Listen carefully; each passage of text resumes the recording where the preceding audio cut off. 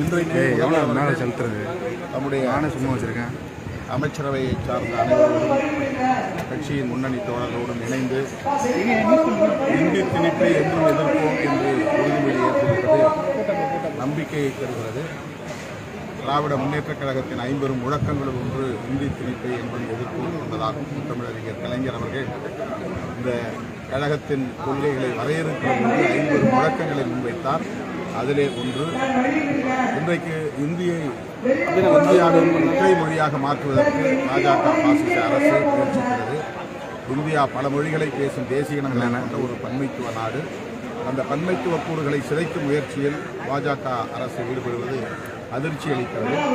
ஆகவே முதல்வர் அவர்கள் மேற்கொண்டிருக்கிற இந்த உறுதிமொழி இந்த அதிர்ச்சியையும் நம்பிக்கையையும் தருகிறது. தொகுதி மறுவரை தமிழகத்துக்கு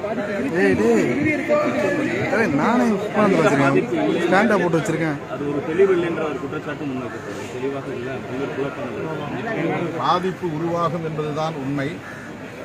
மக்கள் தொகை அடிப்படையில் தொகுதிகளை மறுவரையறை செய்ய அவர்கள் முயற்சிக்கிறார்கள்.